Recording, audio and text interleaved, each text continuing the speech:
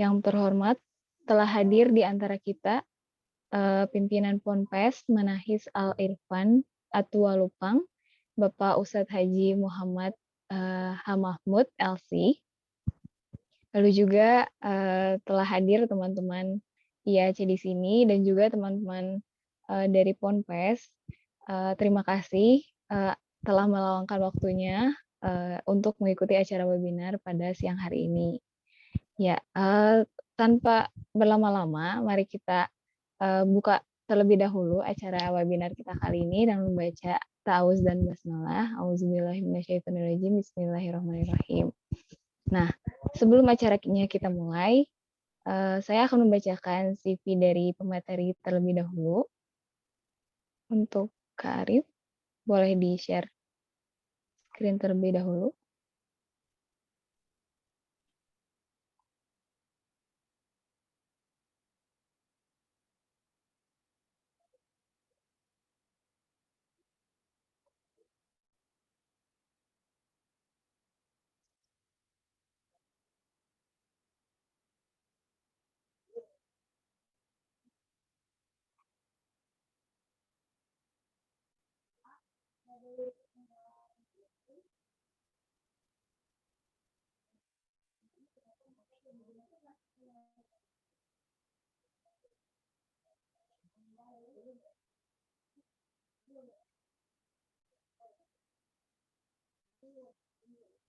Baik. Materi kita kali ini yaitu Kak Fatur dengan nama lengkap Fatur Rahman. Beliau merupakan Sekretaris Jenderal dari IAC dan sekarang beliau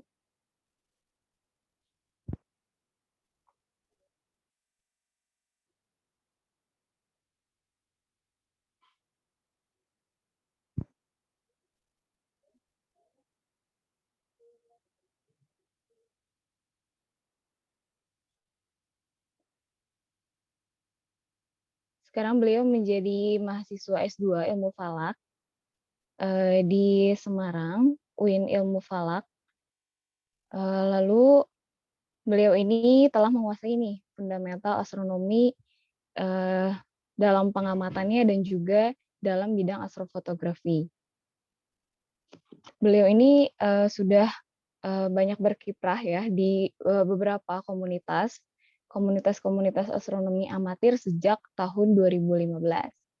Nah, dimulai dari beliau menjadi anggota dari Astronomi Amatir Makassar, lalu juga menjadi wakil ketua di Himpunan Astronomi Amatir Semarang, hingga akhirnya sekarang menjadi asisten laboratorium di Fakultas Syariah dan Hukum, dan juga asisten laboran planetarium dan observatorium UIN Wali Songo Semarang.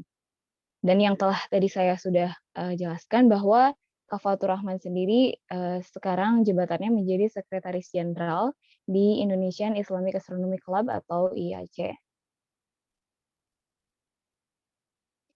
Baik, seperti itu. Sebelum kita mulai, apakah karena telah hadir di antara kita Pak Haji Muhammad, apakah Pak Muhammad bisa memberikan sambutan atau siapa Pak? Soalnya tadi infonya dari Kasman tidak bisa. Apakah bersedia Pak? Baik, saya langsung serahkan kepada Pak Muhammad. Belum terjelas Pak, mohon maaf.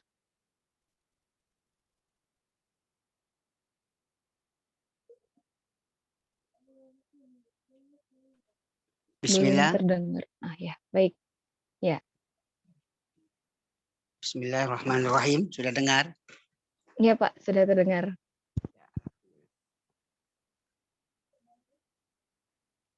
Bismillahirrahmanirrahim. Assalamualaikum warahmatullahi wabarakatuh.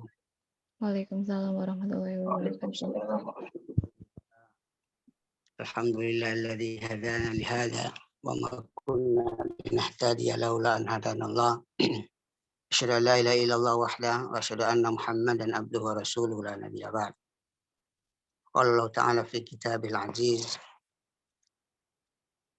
inna fi khalqis samawati wal ardi wa ikhtilafil laili wan nahar la ayatin liulil albab. Ayyuhal a'izzatul kiram, para pemirsa, teman-teman, sahabat, para asatid, ustadzat, sama-sama dirahmati Allah Jalla Jalaluhu. Ada kalimat yang patut kita haturkan pada hari ini melainkan puji syukur kepada Allah Jalla Jalaluhu atas segala limpahan nikmat, taufik dan hidayah. Alhamdulillah, kita diberikan sebuah nikmat yang besar, dapat menjalankan ibadah Ramadan, bulan penuh barokah, bulan penuh ampunan, hingga kita masuki di saum yang ke 28, insyaallah. Mudah-mudahan Allah Subhanahu wa taala menerima segala amal ibadah kita dan mendapatkan ganjaran pahala serta ridha dari Allah Subhanahu wa taala. Amin ya rabbal alamin. Salam dan taslim kepada Rasulullah sallallahu alaihi wasallam, suri teladan kita yang sempurna. Hanya kepadanya kita mau syafaat yaumul qiyamah, yaumul la yanfa'u malun wala banun illa man atallaha biqalbin salim. Para pemirsa, semua sahabat, sama-sama dirahmati Allah Subhanahu wa taala. Pertama-tama dari hati yang tulus, selaku pimpinan Pondok Pesantren Minhajul Irfan, ucapkan tahniah, terima kasih serta ucapan ya liqa kita, pertemuan kita pada hari ini atas inisiasi kawan dan para sahabat semua, sehingga kita bisa bermuwajahah walaupun hanya dapat melalui via Zoom ini. Kita dapat mengulangi khidmat kita semua, namun Allah bisa mempertemukan kita melalui sebuah kegiatan yang amat bermartabat. Semoga Allah mencatatnya sebagai amal jariah yang terus mengalir pahala hingga akhir hayat. Para sahabat semua yang dirahmati Allah Subhanahu wa taala, teman-teman, para ustadz, dan khususnya Ustadz Rahman yang akan memberikan materi pada hari ini yang berkaitan dengan gerhana hari. Alhamdulillah, Allah Allah Subhanahu wa taala dalam Al-Qur'an menjelaskan ya di dalam surat Fussilat, Allah Subhanahu wa taala di antara tanda Allah dan tanda-tanda kebesaran Allah menciptakan matahari, bulan, tekanan tertentu ya mengalami gerhana. Itu bukan sebab adanya kematian atau adanya sebab sesuatu yang, tapi itu adalah semua adalah min ayati, dari tanda-tanda kebesaran Allah Subhanahu wa taala. Kita selaku orang yang beriman tentu mengimani semua ini, bahwa semua tanda-tanda yang Allah berikan itu diambil hikmahnya, diambil pelajarannya. Semoga setiap hikmah dan pelajaran yang kita ambil dari tanda-tanda kebesaran Allah itu akan meningkatkan kualitas iman amal kita, sehingga kita lebih baik dan terus motivasi diri dalam memperbaiki kualitas iman dan amal soleh kita. Hadirin rahmat Allah Subhanahu wa taala, pada momentum yang mulia ini di bulan Ramadan, kita sebuah amal yang begitu luar biasa, bernilai di sisi Allah Subhanahu wa taala. Kita bisa dapat ikuti secara baik, kita dapat memberikan wawasan buat kita, keilmuan, dapatkan ya, sebuah baru ilmu yang akan disampaikan ini bermanfaat tentunya pada pribadi kita masing-masing dan juga kepada umat secara jamaah. Hadirin wal hadirat, teman para sahabat yang rahmat Allah Subhanahu wa taala. Tentu ya dari kesempatan ini di akhir sambutan saya. Ya, saya menyampaikan sekali lagi terima kasih kepada Ustadz Abdul Rahman, para ukti semuanya, dan teman-teman yang mengikuti kegiatan ini. Semoga Allah Subhanahu wa taala mencatat sebagai amal soleh kita di bulan yang penuh barakah ini. Mudah-mudahan di akhir Ramadan sebentar lagi kita juga akan melakukan 1 Syawal 1444 Hijriah sebagai tahniah dari saya kepada kita semua. Ya, kullu am antum bi khair, kullu sanah wa antum thayyibun. Semoga Allah mengampuni segala salah kita, menerima segala amal soleh kita, mengampuni segala kesalahan kita, dan semoga kita menjadi pribadi yang bertakin. Idul Fitri sebentar lagi semua kita akan kembali menjadi fitrah setelah melakukan perjalanan puasa selama sebulan dan ibadah qiyam selama sebulan dalam melakukan kewajiban kita selaku Subhanahu wa taala. Mudah-mudahan temuan liqa kita kali ini dan inilah bisa saya sampaikan pada kesempatan yang mulia ini. Marhaban dan terima kasih atas segala perhatiannya. Barakallahu fiikum jami'an. Jazakumullah khairan wallahu a'lam bissawab. Assalamualaikum warahmatullahi wabarakatuh. Waalaikumsalam warahmatullahi wabarakatuh.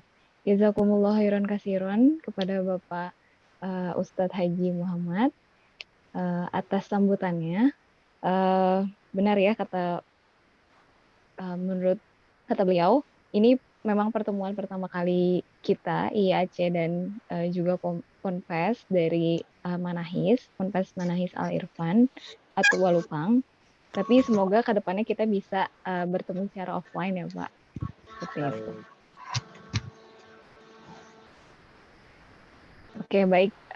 Untuk mempersingkat waktu, kita akan ke acara utama kita, yaitu LIKO ya, atau sosialisasi gerhana matahari hibrida yang akan disampaikan oleh Kak Fatur Rahman. Untuk waktu dan tempat saya persilahkan.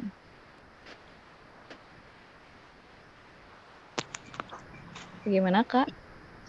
Kak Fatur sudah siap menjadi pemateri kita hari ini? Insya Allah. Oke, insya Allah. Oke, saya kembalikan, saya silahkan kepada Kak Fatur.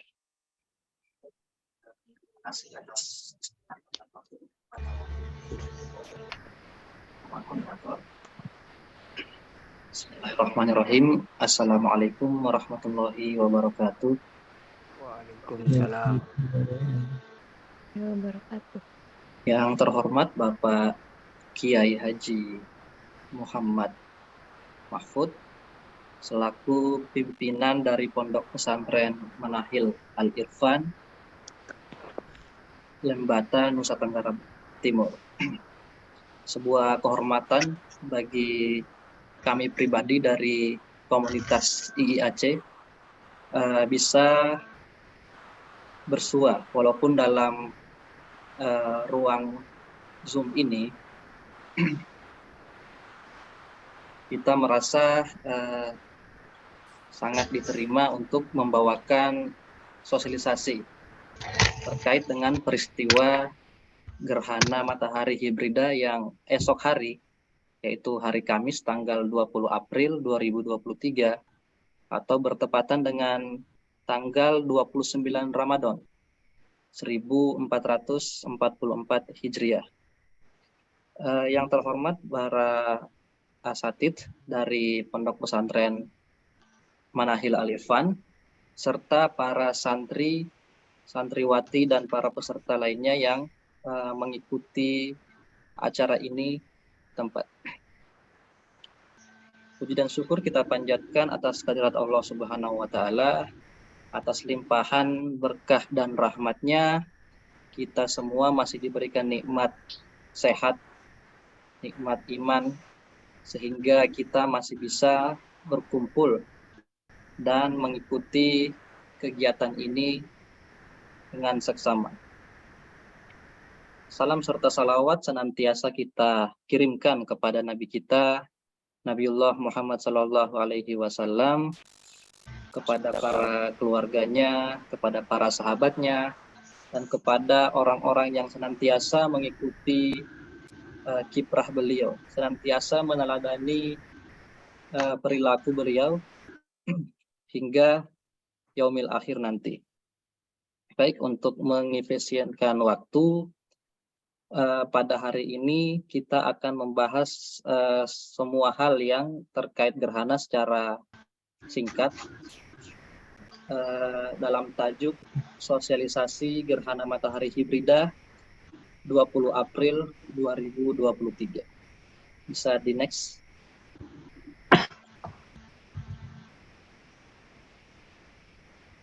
Nah, sebenarnya gerhana matahari itu peristiwa apa sih dalam astronomi? Jadi gerhana matahari itu sendiri, gerhana matahari itu sendiri adalah peristiwa yang terjadi akibat terhalangnya cahaya dari sebuah sumber oleh benda lain.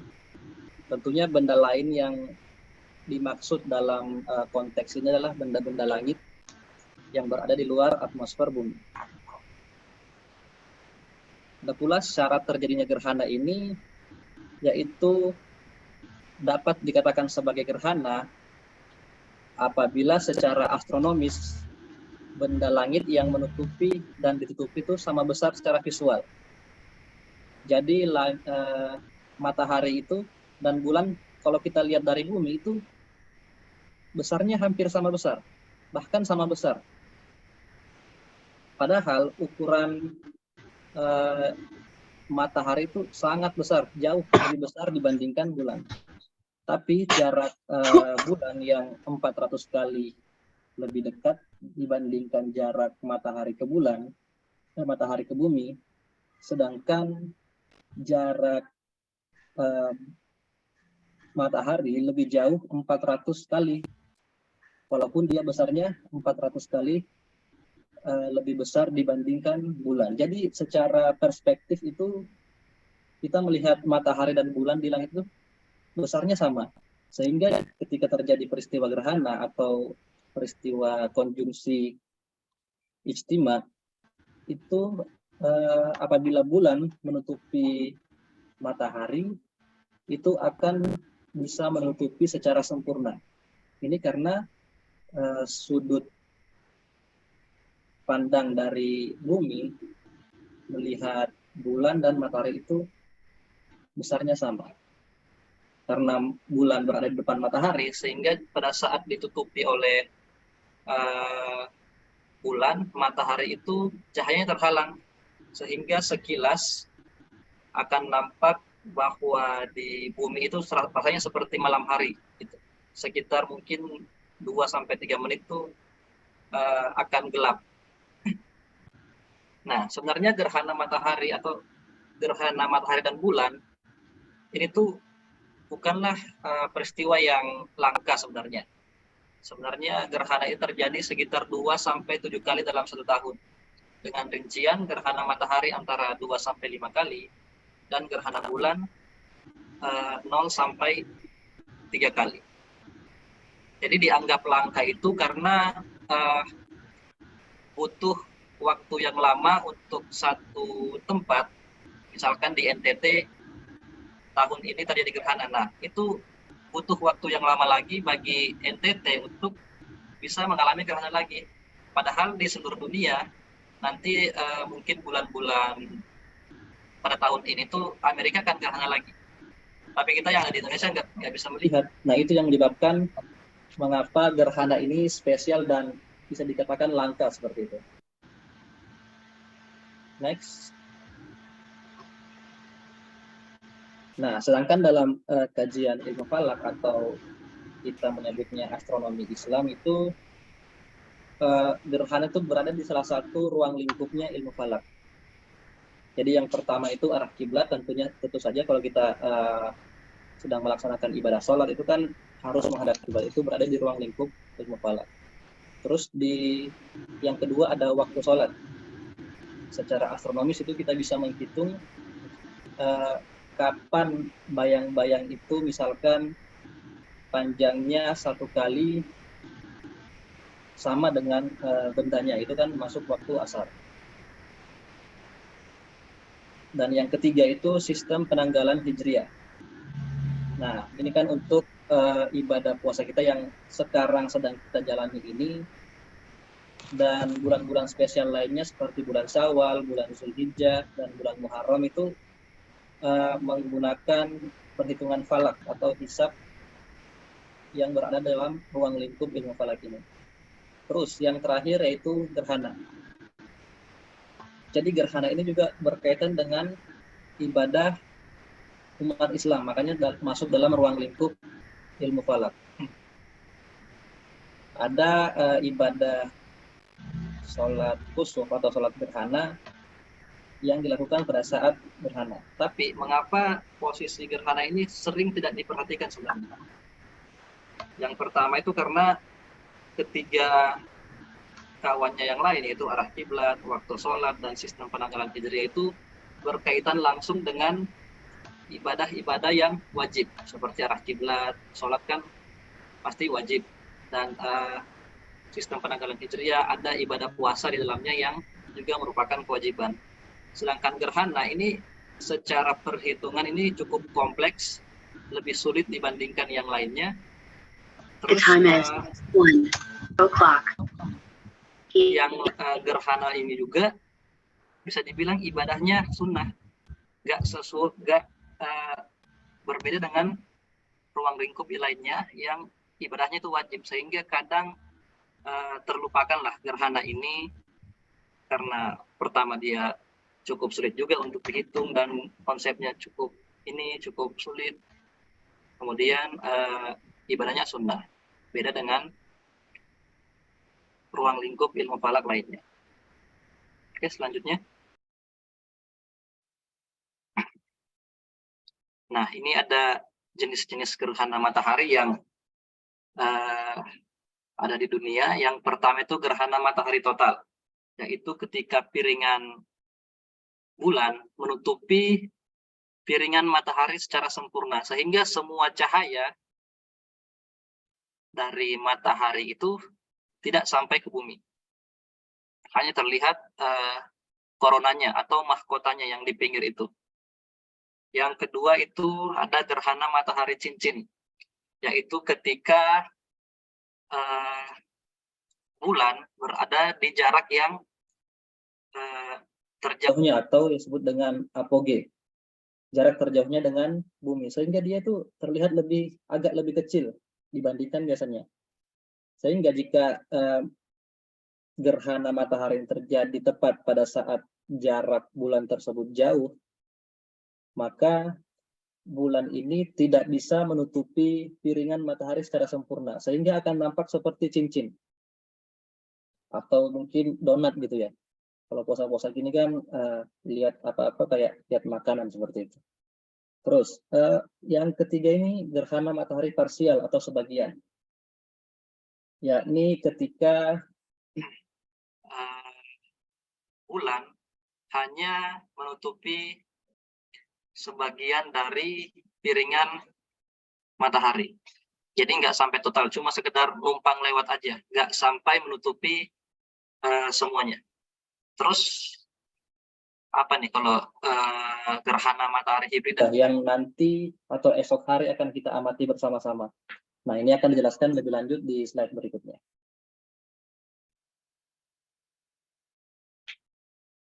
Bisa di next.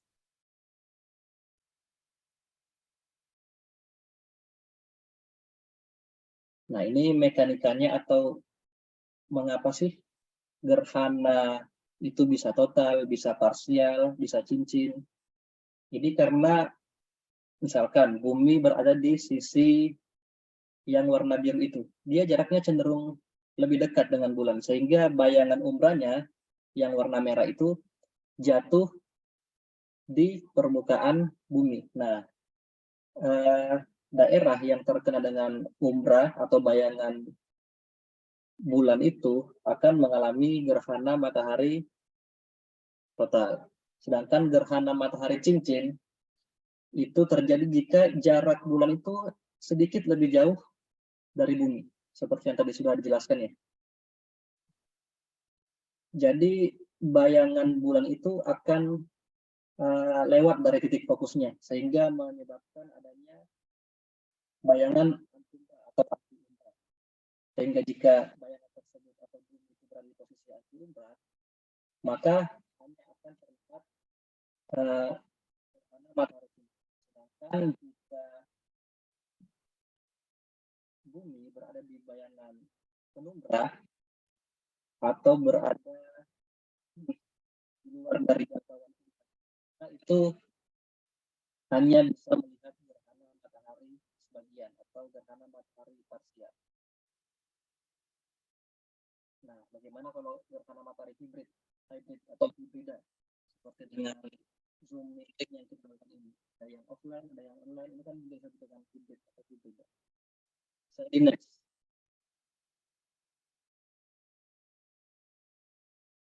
Nah, ini.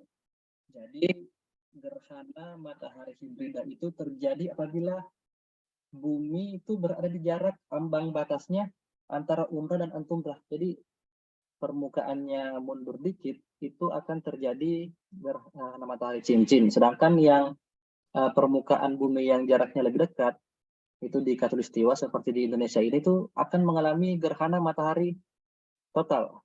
Sehingga ada dua jenis gerhana matahari total, yaitu cincin dan total, dalam satu waktu dalam lintasan gerhana. Jadi enggak satu tempat itu bisa melihat gerhana cincin dan total, cuma salah satunya saja. Jika bisa melihat cincin, otomatis nggak bisa lihat total karena jaraknya lebih jauh. Sedangkan kalau bisa melihat total, itu tidak bisa melihat gerhana cincin secara bersamaan. Ini mekanikanya. Jadi ada orbit bulan, dan kan permukaan bumi bulat kan, ya kita sepakat. Atau ada yang percaya bumi datar di sini. Nah, karena permukaan bumi bulat, otomatis kan ada permukaan yang condong lebih dekat dengan bulan dan condong lebih jauh dengan bulan. Nah, jarak yang condong lebih jauh dengan bulan ini akan terlihat gerhana matahari cincin, sedangkan permukaan bumi yang condong lebih dekat dengan bulan itu akan mengalami fase gerhana total. Jadi ada dua gerhana sekaligus dalam satu hari, seperti itu. Di next. Nah, ini lintasan gerhana matahari hibrida yang akan terjadi besok siang ya, sekitar jam 8 sampai jam 1. Itu diawali dari sebelah barat di dekat Antartika, itu sebelah selatan. Warna yang biru muda itu nanti dia dapatnya gerhana matahari cincin. Sedangkan yang merah itu kita akan mendapatkan gerhana matahari total. Jadi untuk di Indonesia itu ada NTT salah satu yang mungkin akan dilewati gerhana matahari total, tapi di bagian yang dekat dengan Timur Leste nanti. Kemudian ada Pulau Biak di Provinsi Papua Barat. Sedangkan wilayah-wilayah yang lain seperti di Sulawesi, di Jawa, kemudian di Maluku, Kalimantan, dan Sumatera itu hanya akan mendapatkan gerhana matahari parsial atau sebagian, sesuai dengan persentasenya sejauh mana jarak wilayah tersebut dari garis merah ini. Bisa di next.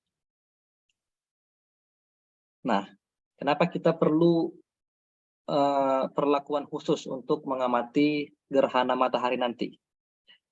Yang pertama itu karena intensitas cahaya yang sangat tinggi. Intensitas cahaya yang dimaksud sini adalah intensitas cahaya mataharinya. Sedangkan tidak terjadi gerhana pun, itu kita kalau melihat matahari secara langsung kan pasti silau. Terus instrumen yang sering kita gunakan yaitu teleskop, teropong, itu sifatnya mengumpulkan cahaya. Jadi ibaratnya seperti teman-teman punya kaca pembesar, kita simpan di bawah sinar matahari, itu kan pasti benda di bawahnya itu akan terbakar kan. Nah, sama seperti konsep ketika teleskop itu kita gunakan tanpa menggunakan filter, kita melihatnya langsung dengan mata, itu mata kita bisa terbakar sehingga sangat berbahaya. Yang ketiga itu kemampuan mata manusia yang terbatas. Kita tidak bisa melihat cahaya yang sinarnya itu terlalu terang, pasti akan silau, sehingga mata kita bisa sakit secara dalam waktu singkat, bahkan bisa berkepanjangan juga. Kemudian yang terakhir itu gerhana matahari menarik perhatian. Karena gerhana matahari menarik perhatian, sehingga pengamat atau orang-orang itu akan lebih sering untuk melihat matahari, sehingga cukup ditekankan ya pada saat gerhana matahari itu untuk tidak melihat langsung matahari dengan mata telanjang tanpa bantuan alat bantu yang sudah disiapkan. Sedangkan kalau di hari-hari lain, karena matahari itu ya biasa-biasa saja, sehingga tidak menarik perhatian, sehingga kampanye untuk tidak melihat matahari itu minim. Tidak seperti dengan peristiwa gerhana matahari. Selanjutnya. Nah, ini salah satu alat bantu yang bisa teman-teman gunakan pada saat mengamati gerhana matahari, yaitu kalau mungkin nanti di pesantrennya punya teleskop, itu dipasangi dengan filter matahari agar bisa mengamati matahari dengan aman. Jadi filter matahari ini sudah mereduksi atau menurunkan kekuatan cahayanya matahari, sehingga kalau kita lihat dengan filter itu tidak silau, aman bagi mata. Yang kedua yaitu dengan kacamata matahari. Bisa di next. Nah, ini kacamata matahari. Kadang kalau momen-momen dekat gerhana ini sebenarnya banyak yang jual di toko-toko online, di Shopee, di Tokopedia, itu banyak yang jual kacamata gerhana untuk mengamati matahari. Dan secara khusus itu mengamati gerhana matahari juga. Ini fungsinya mirip dengan yang tadi, mirip dengan filter matahari pada teleskop, tapi ini langsung digunakan di mata, nggak perlu digunakan di teleskop. Jadi langsung ke mata saja. Jadi antara mata dengan matahari itu punya perantara, punya filter. Jadi disaring dulu cahayanya buat aman lah masuk di mata. Next. Nah, ini instrumen bantu lainnya. Misalkan ada namanya proyeksi lubang jarum. Teman-teman bisa bikin sendiri nih nanti di pondok pesantrennya kalau ada bahan-bahannya bisa disiapkan. Yang pertama itu kardus. Pasti di pondok pesantren kan banyak kardus tuh. Kalau orang tuanya lagi bawain makanan kan pasti ada kardusnya. Nah, itu bisa digunakan tuh untuk membuat proyeksi lubang jarum. Kemudian kardus tersebut itu dilubangi sisi belakangnya. Dilubangi terus ditempel dengan aluminium foil atau kertas aluminium. Nah, nanti kertas aluminium itu ditusuk dengan jarum. Ditusuk dengan jarum, pentul atau apa, sehingga ada celah di mana cahaya matahari itu nanti bisa masuk. Nah, untuk mengamati itu cukup memasukkan kepala di dalam kardus tersebut. Jadi jangan menghadap ke mataharinya nanti ya. Kita membelakangi matahari sehingga bayangan matahari akan terproyeksikan masuk ke kardus tersebut, akan membentuk bayangan. Selanjutnya ini teman-teman bisa menggunakan apa ini, saringan minyak yang biasa dipakai oleh penjual gorengan nih. Ini kalau teman-teman di rumah punya ini atau di pondok pesantren punya alat ini, alat saring minyak ini, bisa digunakan pada saat pengamatan gerhana. Jadi caranya cukup menyimpan atau meletakkan saringan minyak ini di bawah sinar matahari, sehingga bayangannya itu yang sampai ke tanah itu akan membentuk fase-fase atau gerhananya secara menyeluruh. Jadi kita tidak lihat langsung ya menggunakan saringan ini, tapi kita melihat bayangannya. Kita melihat bayangannya. Sama konsepnya dengan kita menggunakan biskuit ini. Kan biskuit ini punya lubang-lubang yang ketika kita taruh di bawah sinar matahari, itu bisa memproyeksikan bayangan di lantai kan. Nah, ini bisa digunakan untuk memproyeksikan bayangan matahari, sama seperti konsep yang menggunakan lubang jarum ini, sama dengan konsep yang menggunakan saringan minyak ini. Jadi benda apapun yang punya lubang-lubang bundar itu bisa digunakan untuk memproyeksikan bayangan matahari pada saat gerhana. Jadi akan terbentuk seperti bulan sabit itu. Nah, kalau nanti teman-teman ngamatnya pakai biskuit, jangan dimakan. Soalnya kita kan masih puasa nih. Nanti tiba-tiba malah dimakan kan, puasanya malah batal. Ya, bisa di next lagi. Nah, ini yang sering terdapat sebuah miskonsepsi atau salah paham ya di kalangan masyarakat, teman-teman, terkait jika ada gerhana itu apakah bisa bikin buta? Jawabannya bisa iya, bisa tidak. Kalau kita melihatnya tadi dengan alat bantu yang proporsional, yang sudah aman seperti filter tadi, itu ya tidak bisa membuat buta karena kita sudah memfilter cahaya matahari yang masuk. Yang bisa menyebabkan kebutaan itu ketika kita menggunakan teleskop tanpa menggunakan filter. Sehingga cahaya matahari itu akan difokuskan, itu langsung tertuju ke mata kita. Sehingga pasti ada efek terbakar lah. Sama tadi konsep kaca pembesar di bawah matahari, dikasih kertas di bawahnya kan pasti terbakar. Konsepnya sama. Makanya sangat tidak disarankan, sangat dilarang untuk mengamati gerhana dengan teleskop tanpa bantuan filter matahari. Terus yang kedua, masyarakat Indonesia ini masih sering menganggap bahwa gerhana ini bisa menyebabkan anomali yang terjadi atau bayinya nanti bakal lahir cacat gitu. Kalau misalkan ada ibu hamil terkena dengan paparan matahari pada saat gerhana. Sehingga beberapa orang itu akan menyarankan ibu hamil itu agar sembunyi di bawah apa ya istilahnya? Sembunyi di bawah kolong tempat tidur supaya tidak terkena sinar matahari. Sehingga bayinya sehat katanya. Itu sama sekali nggak ada hubungannya ya teman-teman. Yang ketiga, itu gerhana bisa meracuni makanan. Sama sekali tidak juga. Karena cahaya matahari yang sampai ke bumi itu cahaya matahari yang sama pada saat hari-hari biasanya sebenarnya. Tidak ada efek yang ekstrim yang bisa menyebabkan makanan itu bisa teracuni ketika terpapar cahaya gerhana. Itu sangat tidak masuk akal ya. Nah, yang keempat, gerhana adalah pertanda hal buruk. Ini bisa dibilang orang-orang zaman dulu sebelum mengenal ilmu pengetahuan ini menganggap gerhana itu sebuah pertanda. Sebuah pertanda bahwa akan terjadi bencana yang besar gitu. Padahal setiap tahun itu terjadi gerhana. Bahkan tadi sudah dijelaskan sudah sampai 5-7 kali loh terjadi gerhana. Apakah itu pertanda buruk? Tentunya bukan kan? Karena jika itu pertanda hal buruk, maka setiap gerhana yang terjadi 7 kali dalam setahun itu pasti akan membawa dampak buruk.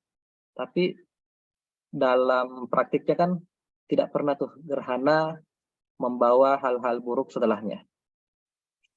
Jadi ini yang perlu dipahami setelah menerima materi ini. Semoga teman-teman nanti sudah bisa paham dan memahamkan teman-temannya yang lain yang masih beranggapan bahwa gerhana matahari itu bisa bikin buta, ibu hamil jangan lihat gerhana, makanan bisa teracuni kalau terkena sinar matahari. Terus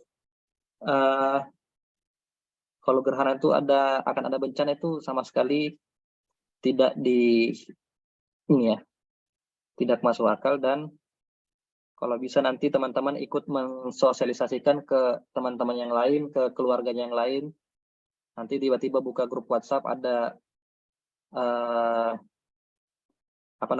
broadcast dari keluarga gitu terkait dengan nanti jangan lihat gerhana ya, nanti jangan lihat gerhana. Nah, itu bisa teman-teman jelaskan ke orang-orang yang ada di sana. Next.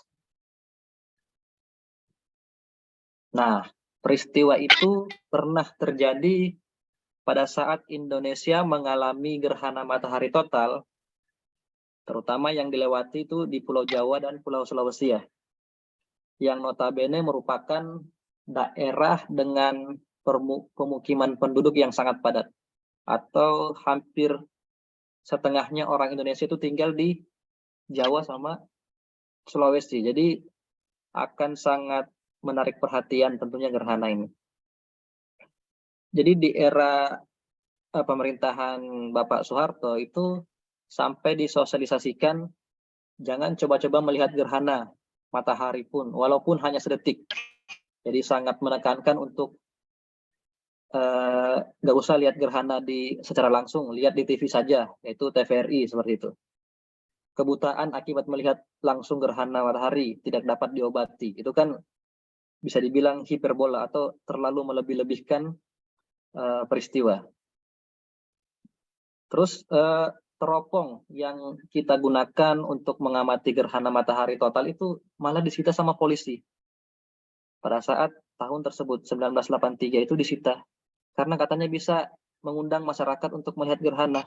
Padahal aturan pemerintah jangan lihat gerhana. Cukup di rumah saja, tutup pintu, tutup jendela, kita lihat gerhana itu lewat TV saja. Seperti itu kata Pak Harto pada zamannya. Ini ada beberapa imbauan aneh yang sempat kami rangkum untuk tahun 1983 ini ya. Yaitu sinar matahari tidak boleh masuk ke rumah. Jadi betul-betul pada saat gerhana matahari itu orang-orang Indonesia itu di dalam rumah mengurung diri, kunci semua pintu gitulah istilahnya. Sehingga sinar matahari itu tidak sampai. Selanjutnya ada sumur harus ditutup agar tidak terkena sinar matahari. Ini konsepnya sama dengan makanan tadi ya. Mungkin kalau kena sinar matahari pada saat gerhana, itu sumur bisa terkena racun misalnya seperti itu. Terus kaca mobil harus ditutup, wajib mengajak tetangga untuk menonton televisi dan membawa televisi ke masjid gitu ya. Mobil dan kendaraan umum dilarang berhenti selama gerhana. Selama gerhana dilarang mencari rumput untuk ternak. Gerakan mendekap anak agar tak buta karena gerhana. Perjalanan kereta ditunda agar penumpang tidak buta. Itu kan bisa dibilang sesuatu hal yang terlalu berlebihan, terlalu hiperbola untuk sekedar jangan lihat gerhana, jangan memotret gerhana karena mata bisa buta. Ini miskonsepsi yang sudah di luar batas lah menurut kita sebagai orang-orang yang akan mengamati gerhana besok. Jadi bayangkan dulu 1983 orang-orang Indonesia itu di rumah semua saat peristiwa gerhana. Sedangkan para turis-turis dari Amerika, dari Eropa itu malah berbondong-bondong ke Indonesia buat ngamat gerhana. Jadi isi di jalan-jalan itu ya orang-orang bule semua. Orang Indonesianya malah di rumah semua itu. Next. Nah, ini ada mitologi-mitologi terkait gerhana di dunia ya. Kalau di Indonesia sendiri nih, di Indonesia itu kan kita kenalnya ada Batara Kala yang memakan matahari sehingga terjadi gerhana. Kemudian masyarakat Indonesia itu menyalakan atau memberi bunyi-bunyian agar matahari itu tidak terlihat. Next, ini ada Nah, untuk dalam Islam sendiri ini terjadi miskonsepsi juga, itu pada para sahabat itu mengira bahwa saat terjadi gerhana itu berkaitan dengan peristiwa kelahiran atau kematian seseorang. Di next lagi. Nah, ini hadisnya dari Al-Mughirah bin Syu'bah berkata, pada masa Rasulullah Shallallahu Alaihi Wasallam pernah terjadi gerhana matahari, yaitu di hari meninggalnya putra beliau yang bernama Ibrahim. Sehingga sahabat-sahabat itu berkata, gerhana matahari ini terjadi karena meninggalnya Ibrahim, putra Rasulullah. Maka Rasulullah Shallallahu Alaihi Wasallam pun bersabda, sesungguhnya matahari dan bulan tidak akan mengalami gerhana disebabkan karena mati atau hidupnya seseorang. Jika kalian melihat gerhana, maka sholat dan berdoalah kalian kepada Allah. Jadi disinilah dasar hukum munculnya sholat gerhana, dan bahwa Rasulullah pun dulu itu menepis miskonsepsi juga kepada masyarakat, bahwa ternyata gerhana itu bukan karena anak saya mati, anak beliau mati, tapi emang karena tanda-tanda kebesaran Allah aja gitu. Ini peran Nabi Muhammad untuk mensosialisasikan astronomi juga ya sebenarnya. Next. Nah, ini ada terjadi 6 kali gerhana matahari pada zaman Nabi, yaitu tahun 613, 616, 617, dan kemudian yang 27 Januari ini, yang 632 ini, yang peristiwa kematian putra beliau yang bernama Ibrahim, yang kemudian dimiskonsepsikan oleh para sahabat, para bangsa Arab itu, untuk bahwa gerhana matahari itu adalah tanda-tanda peristiwa yang tidak mengenakan lah gitu bagi Rasulullah. Next. Nah, ini jalur gerhananya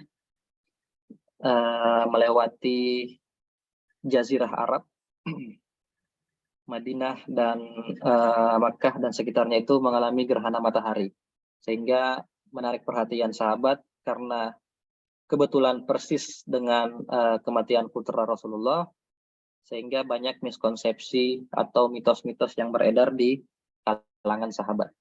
Next.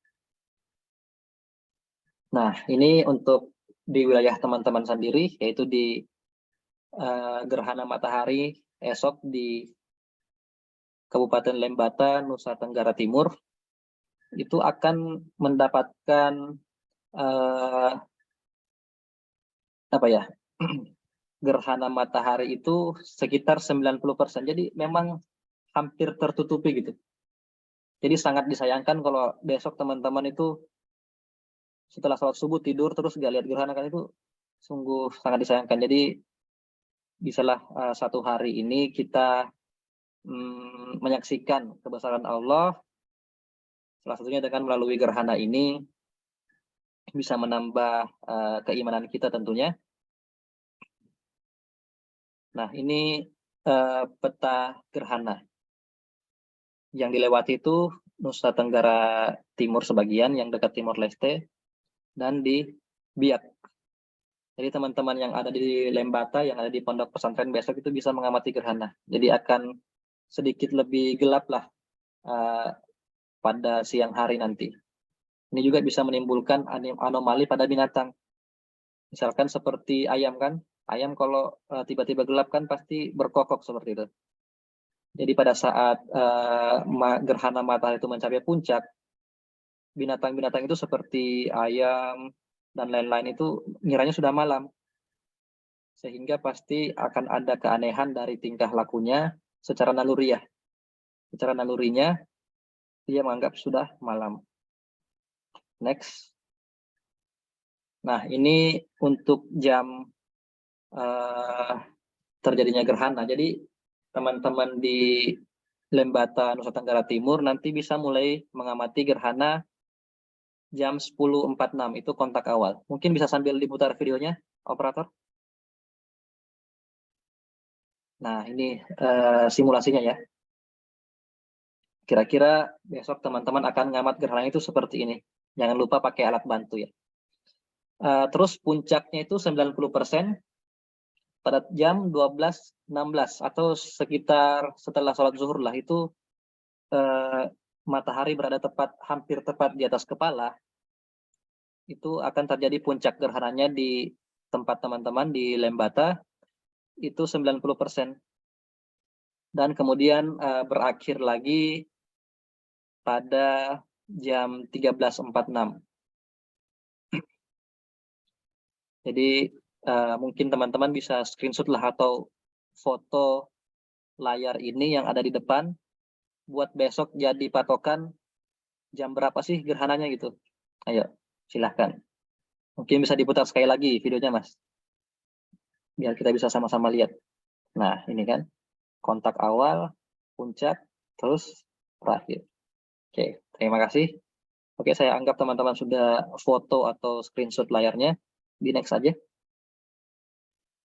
Nah, karena sudah kita sosialisasikan kepada teman-teman, saya harap secara pribadi dan kami di IAC itu berharap teman-teman juga ini mensosialisasikannya kepada teman-teman yang belum tahu ya, biar kita sama-sama terlibatlah dalam mencerdaskan kehidupan bangsa sesuai dengan misi kita di undang-undang, mencerdaskan kehidupan bangsa.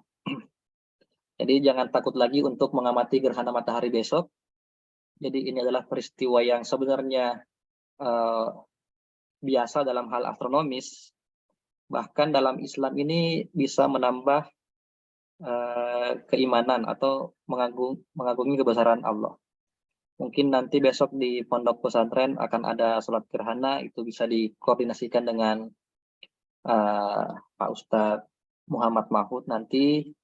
Mungkin ada sholat gerhana, itu mungkin bisa lebih jelaskan lah. Itu kan bukan ranah kami, takutnya salah. Jadi kami hanya menyampaikan sisi saintifiknya. Nanti ngamat gerhananya sesuai dengan panduan yang sudah kami jelaskan. Jangan takut mengamati gerhana, dan terus sosialisasikan juga kepada teman-teman yang belum tahu. Sekian dari saya. Kurang lebihnya mohon dimaafkan. Aku qouli hadza wa astaghfiruhu innahu huwal ghafurur rahim. Wassalamualaikum warahmatullahi wabarakatuh. Saya kembalikan ke moderator. Waalaikumsalam warahmatullahi wabarakatuh. Terima kasih banyak kepada Kak Fatur atas materinya, materi dari sosialisasi gerhana matahari hibrida, khususnya untuk pengamatan di Ponpes. Lalu jika ada teman-teman di sini yang ingin bertanya mengenai materi, saya buka termin pertanyaan, satu termin terlebih dahulu karena waktunya juga sebentar lagi, seperti itu. Satu termin saya buka 3 pertanyaan. Bagi yang ingin bertanya, silahkan di chat. Bagi yang tidak bisa membuka video, atau bisa raise hand. Mungkin dibantu operator yang ada di tempat. Iya, betul.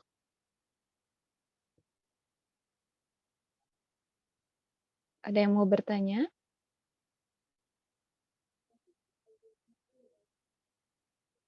Mungkin masih belum jelas nanti pengamatannya seperti apa, atau dari segi teknis atau segi teori bagaimana gerhana matahari itu. Ada yang mau bertanya?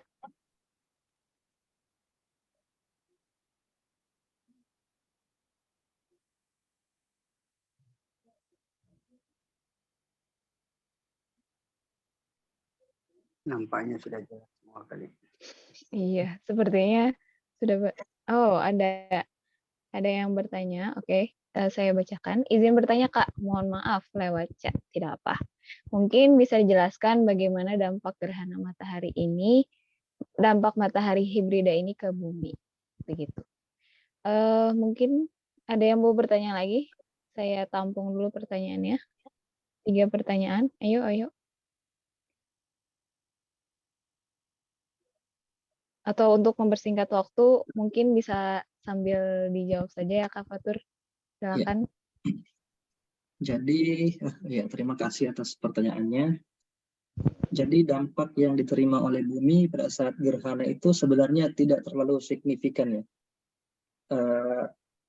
Hanya ada pengaruh visual saja bagi tempat-tempat atau wilayah yang dilalui oleh lintasan gerhana, sehingga melihat matahari itu terjadi sedikit keanehan atau anomali gitu. Kok cuma terlihat sebagian, kok cuma bentuknya seperti bulan sabit gitu.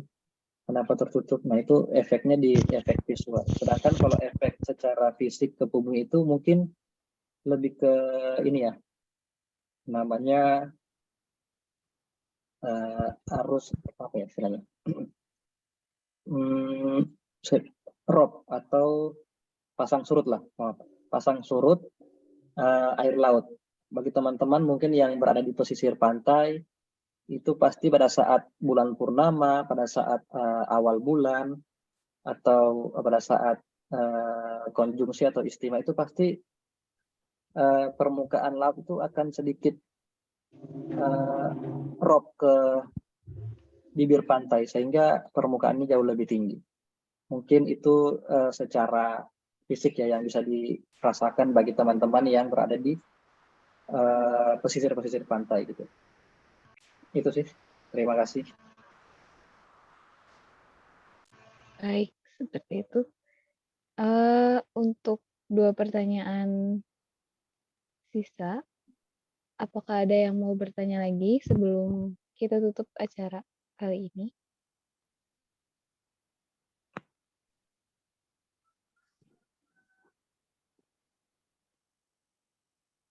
Ya, Ustadz, tanya.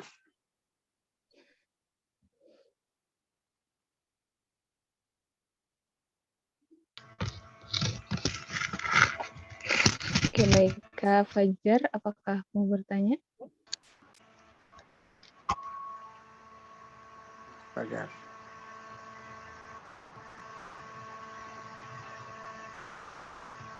Bagaimana, Kak?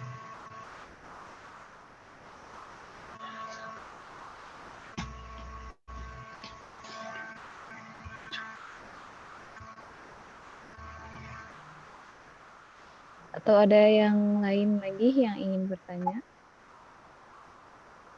Yang ngontrol di ini di pondok pesantrennya ada siapa, Mbak? Ada Kak atau Ustadz Kak Kasman. Kasman. Iya, Kasman. Ustadz Kasman, iya. Betul. Mungkin Mungkin ada bisa yang coba di on cam biar kelihatan gitu santri-santrinya, Pak.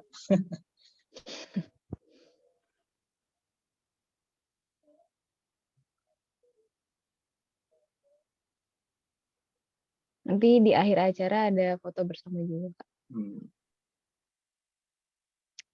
Oke. Saya hitung mundur. Pondok ini lagi barusan keluar tadi. Dari santri dan santriwati ada pertanyaan. Kak Fajar tadi sudah open mic. Mungkin mau bertanya atau seperti apa?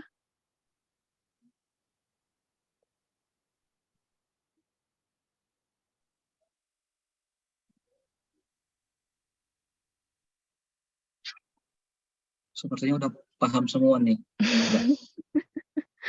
Alhamdulillah tersampaikan. Alhamdulillah. Iya. Oke, saya hitung mundur ya. Hitungan 3, 2, 1. Oke. Saya tutup termin pertanyaan kita kali ini dan sekaligus menutup acara kita kali ini. Terima kasih kepada Kak Fatur selaku materi kita hari ini dan yang terhormat Bapak Haji Mahmud yang telah memberikan sambutannya.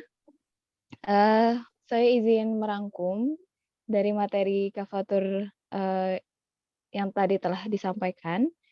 Kak Fatur tadi memberikan beberapa materi mengenai gerhana, pengertian mengenai gerhana dan juga peristiwanya, mekanikanya seperti apa. Ada beberapa jenis dari gerhana itu sendiri dan, waktu-waktu pengamatan yang, dapat, terjadi di Indonesia, khususnya, pengamatan di, pondok pesantren.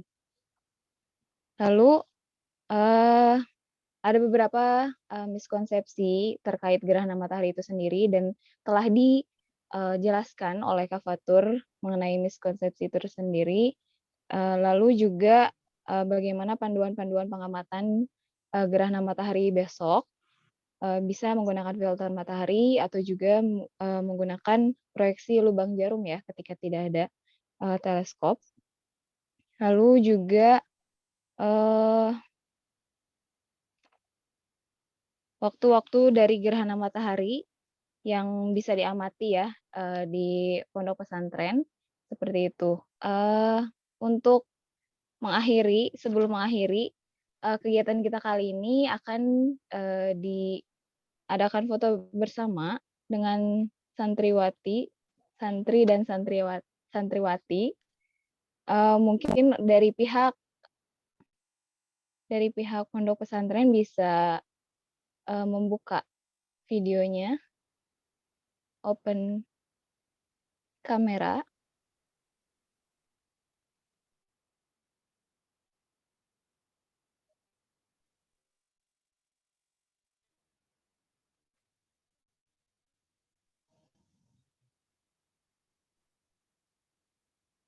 Bagaimana?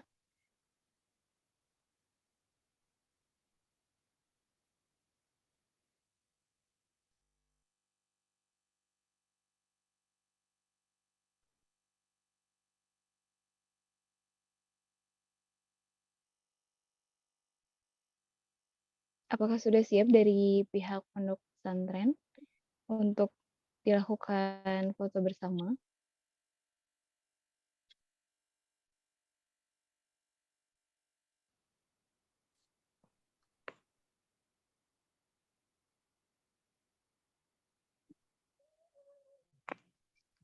Nantinya mereka ada nggak sih? Kenapa, Pak? Ustaz Kasman, siapa Ustaz Kasman? Siapkan santai, saya lagi tadi keluar dari pondok, ada yang menuju ke kota, lagi ada kegiatan juga rapat ini. Oh iya. Ya, Oh iya, baik baik baik. Baik, mengadakan Pak, baik, Ustaz Pak. Kasman. Iya, baik. Oke, baik. Mungkin bisa, dari operatornya foto bersama, untuk beberapa orang yang hadir pada webinar kita kali ini saja. Mungkin untuk yang hadir pada acara webinar kali ini bisa open kamera juga. Kita akan melakukan foto bersama.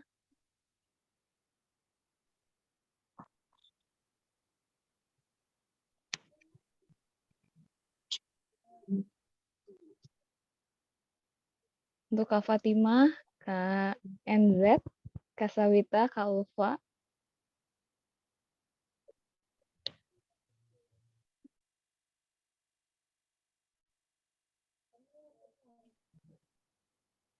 Oke, baik.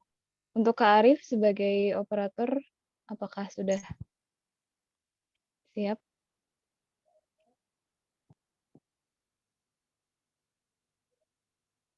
Siap.